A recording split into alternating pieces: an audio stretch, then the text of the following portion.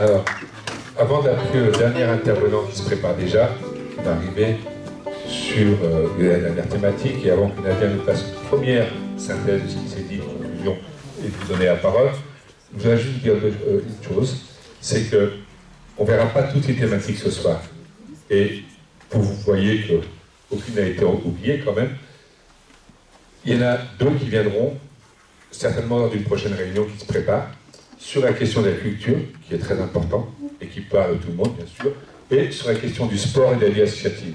Mohamed Farah a évoqué tout à l'heure brièvement quand il a parlé de la solidarité. Ce sont deux thématiques qui sont très importantes et qui feront l'objet à eux seuls d'une autre réunion de ce type-là, sur laquelle aussi ils viendront vous demander vos propositions, vos réflexions et vos idées.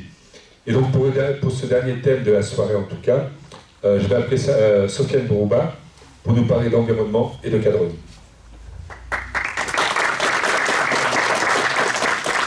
Alors bonsoir à tous, donc moi je m'appelle Sofiane Bourouba, j'ai 43 ans et j'habite à Saint-Front depuis ma naissance.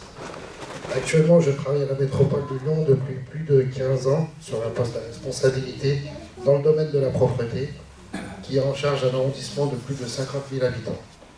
Aujourd'hui, pourquoi? Je m'engage dans la vie politique parce que j'ai compris que l'indifférence est l'ennemi du progrès. Aujourd'hui, nous sommes réunis pour parler d'un enjeu qui dépasse nos différences, nos partis, nos générations. L'environnement, c'est une maison commune, c'est l'air que nous respirons, l'eau que nous buvons et la terre qui nous nourrit. C'est l'héritage que nous laisserons à nos enfants. La politique environnementale urbaine ne peut venir d'en haut seulement. Elle doit aussi impliquer les citoyens, les habitants, les associations, les jeunes et autres. Car une ville durable n'est pas seulement une ville verte, c'est une ville vivante, participative et solidaire. La propreté urbaine n'est pas un détail du quotidien, c'est un symbole de respect, de vivre ensemble, de fierté collective. Une ville propre est une ville qui se respecte et qui respecte ses habitants.